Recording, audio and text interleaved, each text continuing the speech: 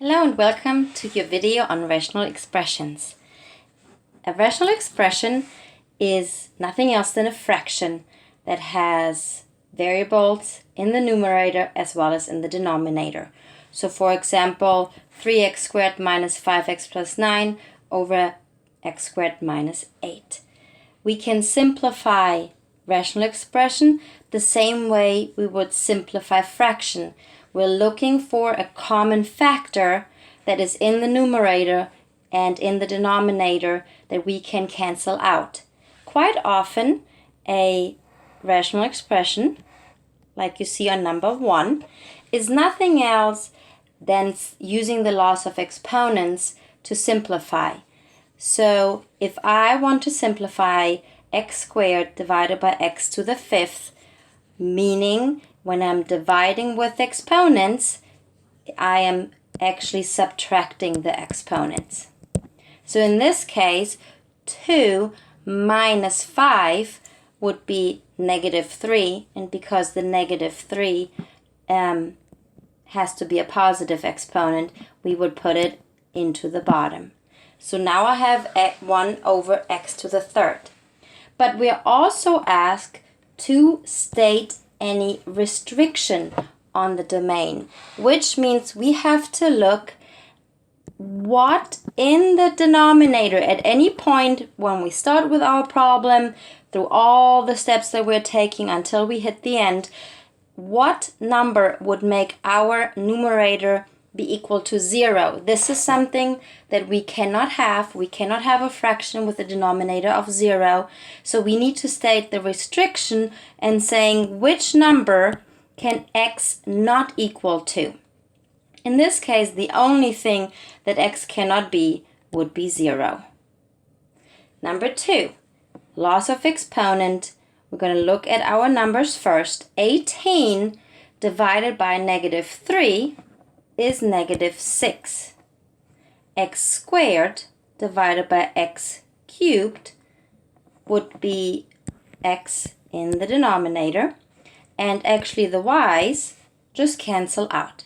So I'm left with negative 6 over x. Let's look at the restriction.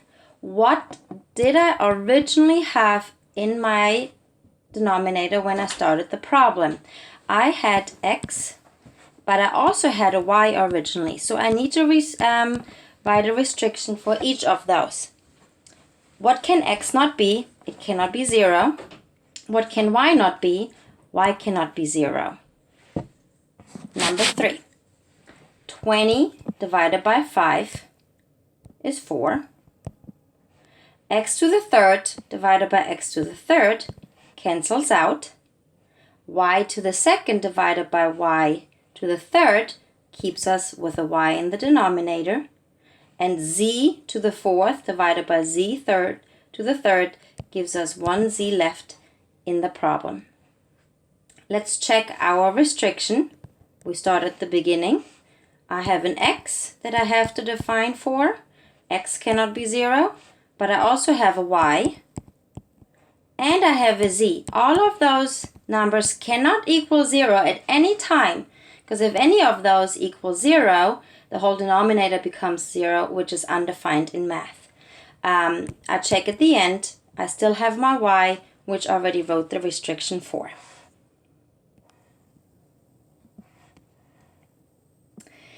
Three x squared plus 6x divided by 5x plus 10. In this case, we cannot right away see what can I cancel out, so the laws of exponent don't help us much anymore.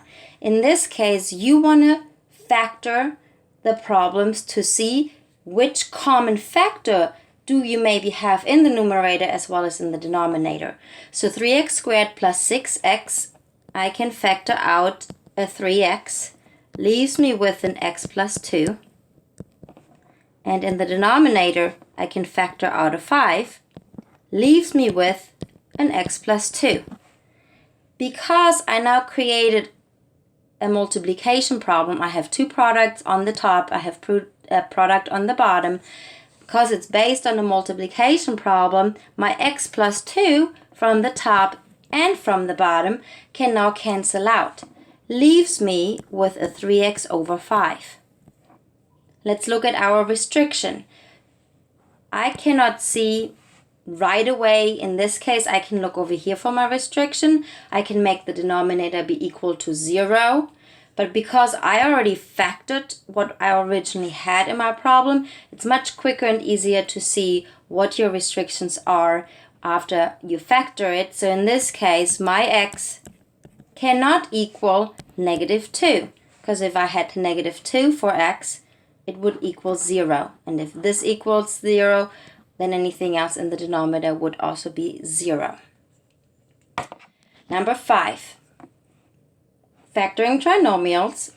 We had plenty of practice. You should see that your numerator is going to factor as x plus 5 times x plus 5. Your denominator factors into x plus 4 times x plus 5. Again, I created a multiplication problem, which now I am allowed to cross-cancel on the top and on the bottom, numerator and denominator. In this case, the x plus 5 cancels out, leaves me with an x plus 5 over x plus 4. Our restrictions. Any number in this bracket that makes the whole bracket 0 would make the whole denominator 0. So my restriction would be -4. And then I'm going to check the other bracket, but it also would be -5. Either of those cannot be in the denominator. I can check at the end, nothing changed, I already took care of the -4. On the top, I can factor out, actually I would factor out a -3. That leaves you with a 2 plus x. And the bottom will factor into an x minus 2 and an x minus 4. In this case, I actually have nothing that the numerator and the denominator have in common. There's nothing I can cancel out. So this already is in its simplest form. But the factoring is helpful because it shows us now what are the restriction for the denominator. In this case, my restrictions are 2 and +4.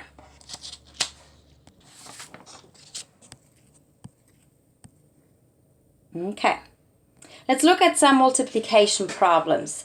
So multiplication with rational expression works the same way that it does with fractions. How do I multiply fractions? I multiply the numerators with each other and I multiply the denominators with each other. So if I multiply the top, I would have 3 times 10, which is 30.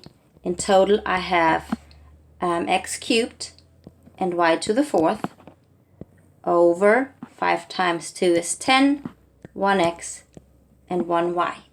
Now I can go back to my laws of exponents. I can cancel out and see what do I have left over. The 30 and the 10 actually cancel out to just be a 3. X cubed divided by x gives me an x squared. And x to the 4th divided by y. Y to the 4th divided by y gives me a y to the 3rd. I have to check all my steps to find my restriction. So in the original problem, my y cannot equal 0 and my x cannot equal 0.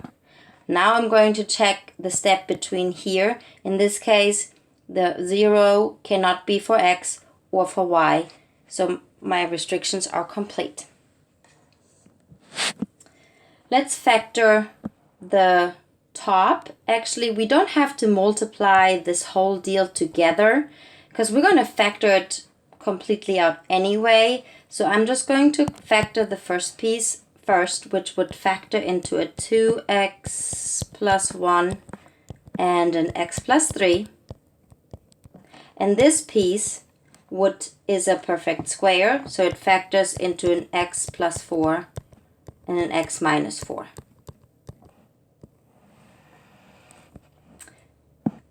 The denominator in the first fraction is already in its simplest form. There's nothing more I need to factor. And the second piece factors into an x plus 3 and an x plus 5.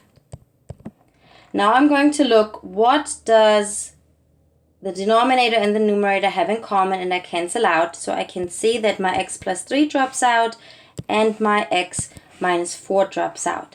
I now just have to write what is left over. So I have an 2x plus 1 on the top and an x plus 4. I'm going to run out of space here. Over the only thing that is left in the denominator is an x over 5. Let's check for our restriction. So my restrictions for x, we'll check the step between first, cannot be 4 or -3 or -5, and we'll check the bottom, which also stands for the -5. Here are my restrictions. Divide the following rational expression. Simplify as much as possible and state any restriction on the domain. So this right here is supposed to be a division sign, so you want to correct this on your notes as well. How do we divide rational expression? The same way that we divide fractions. Fractions we multiply by the reciprocal. So the first thing you want to do is see, can you factor anything? Because before you flip the denominator around, you need to know for your restriction if there's anything that, in this case, a or b cannot be. So in this number 1, there's nothing we need to factor. So we rewrite our problem as multiplication by the reciprocal. And you can either now already check, is there anything that you can cross cancel, or if you rather multiply it out first and then use the law of exponents to simplify, either way will work. I'm going to multiply it together first, so I'm going to have 18 a to the 4th b to the 4th over 10 a squared b, and now I have 18 over 10, which will simplify, scoop down, to 9 over 5. My a to the 4th divided by a squared just gives me an a squared on the top, and b to the 4th divided by b gives me a b to the 3rd. We'll check all the steps. We have variables in the denominator on all of those steps, so you have to check for your restriction. In this case, all a's can always not be equal to 0, the same as for the b's, they cannot be equal to 0. For number 2, before I'm going to flip anything around, I'm going to rewrite the problem in its factored form. So my numerator factors into x minus 3, x plus 5, over x plus 4, and x minus 4. And then we're dividing by x plus 1. Oh, so sorry. No, yes, we're factoring first. We're not flipping yet. And here I can take out a 3, which is x minus 4. Now I'm going to rewrite my problem using the reciprocal.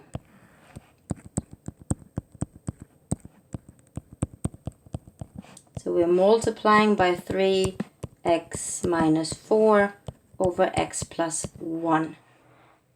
Now I can check, is there anything that I can cancel out?